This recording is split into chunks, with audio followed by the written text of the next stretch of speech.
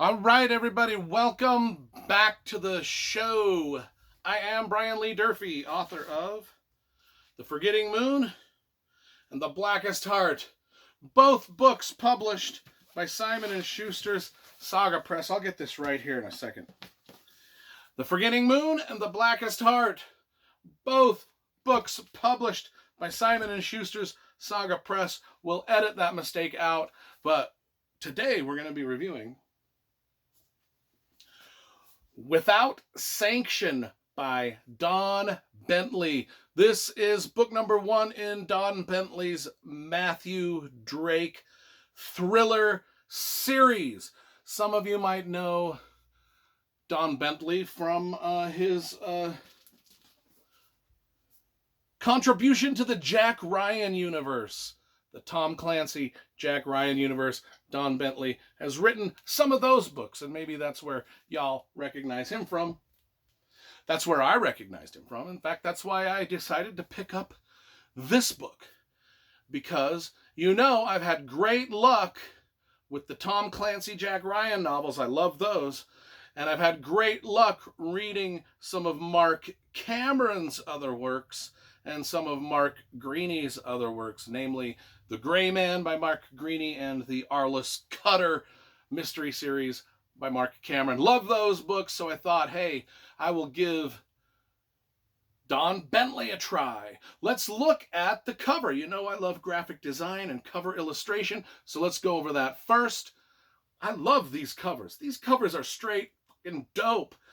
We got this tough, badass guy with I love this font, and especially how they did it slanted.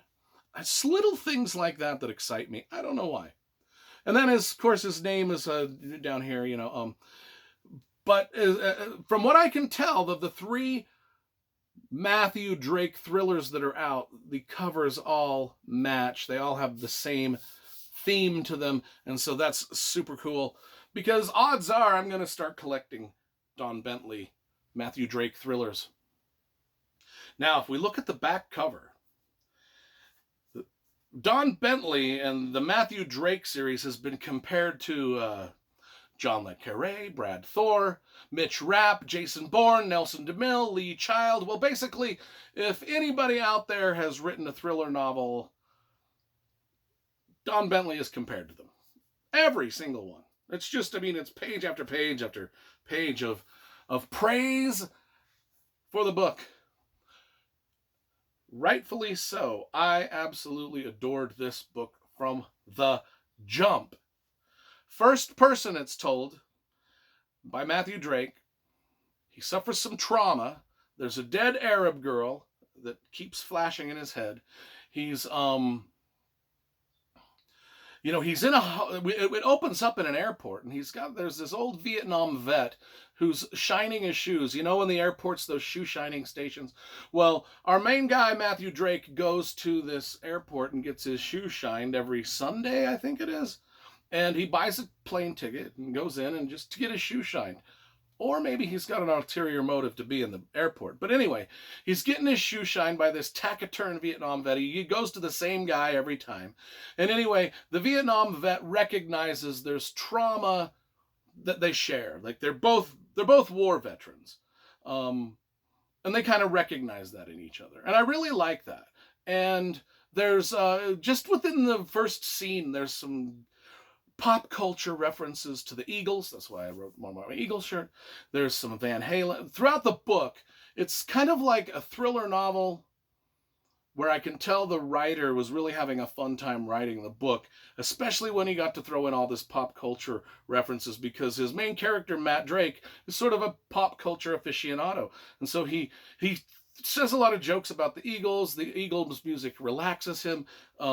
He's got some Van Halen jokes about brown M&Ms, and he's got a lot of jokes about the Lord of the Rings and things like that. It's like Ready Player One, but as a thriller. Although not nearly as many pop culture references as Ready Player One. But anyway, I just liked the way, and writers pay attention to this. This scene in the airport is great because it made me immediately like the main character, Matt Drake. And writers take note. Young writers take note. Just read the opening scenes of this. It's got a great opening. and it talks about the Austin, Texas airport. Um, it talks about a mysterious woman that's in that airport, and it talks about the little dead girl that is haunting Matt Drake, and the pop culture references, and the guy shining his shoes, and everything is explained with such loving detail that I just immediately loved the main character. And writers take note. That's how you get people invested into your main character, is you give the reader something to care about. And by giving the reader something to care about, you have to give your main character things to care about. He cares about the Eagles music.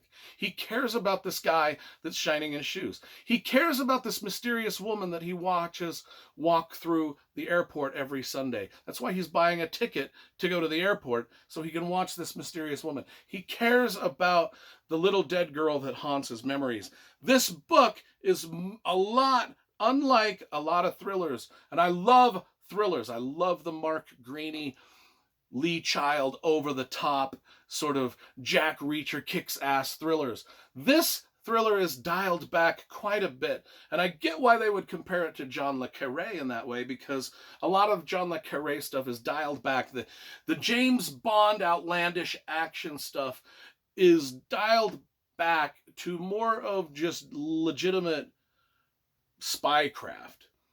This book is sort of a marriage between that spycraft of John le Carré and the super dope action of the Gray Man or Jack Reacher or something like that. It's sort of in between.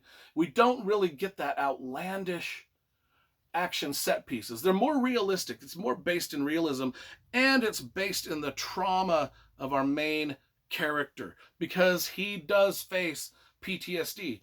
Unlike when we're reading Jack Reacher, he's a hero, he's a white knight all the way through. He has no weakness, not even post-traumatic stress. You sort of feel that a little bit with the Gray Man, not so much. And a lot of the other thrillers like Brad Thor, Jack Carr, kind of compare to this a little bit. Anyway, there's one thing I wanted to discuss about this novel. There's a president, a CIA director, and a campaign advisor. The president is Jorge Gonzalez. He's very Reagan-esque. The CIA director is named Beverly, and the campaign advisor is named Peter. We need to pay attention to those three characters in this book. Don't know if we trust all three. The Reagan-esque Jorge Gonzalez guy, this is the question I have. Real presidents in thriller novels versus made-up presidents. You know, in the Jack Ryan universe, it's always a made-up president. It's never Bill Clinton. It was never George Bush Sr. It was never Ronald Reagan. Who else? Well, every president, never Obama or George Bush Jr. It's always like a made-up president. Now, in some thrillers, I've noticed they've actually used the president that's in existence at the time. I wonder what the real world. I wonder. I don't know how to put this. Choosing to put a fake or a made-up president in the book, I think is the wisest course, because you can't. I guess you just can't make up dialogue that President Biden would say and put it in your thriller novel, because you're sort of putting words in the president's mouth that he never really said, yada, yada, yada. I think I'm just trying to understand. Anybody out there who has an opinion on that, or if there's any thriller writers watching this, drop me a note and say, what are the ramifications of why do the Jack Ryan books use a fake president? Why do most of them use fake presidents? It's got to be illegal. There's got to be it's got to be to avoid lawsuits. Anyway, let's read the back. I haven't really got to the meat of this. Let's read the back, because they do a better job explaining this anyway. After surviving a clandestine operation that went tragically wrong, Matt Drake escaped Syria with his life, but little else. Now, with national security on the line, he must return to Syria and confront his biggest failure in this debut thriller. Matt Drake broke a promise that cost 3 people their lives and crippled his best friend. think that's Frodo. His best friend is Frodo. I'm not making that up. 3 months later, he's paralyzed by survivor's guilt and haunted by memories of the fallen. Matt may have left Syria, but Syria hasn't left him. In the midst of his self-imposed exile, a call from Washington drags Matt back into the world of espionage and the things that he tried to forget. A Pakistani scientist is working for an ISIS splinter cell, has created a terrible weapon of mass destruction. It's a chemical weapon, by the way. The scientist offers to defect with the weapon, but he trusts no one to bring him out of Syria alive. It's a suicide mission. One man against an army of terrorists, yada, yada, yada. That's the basic premise of this thing. I actually really liked it.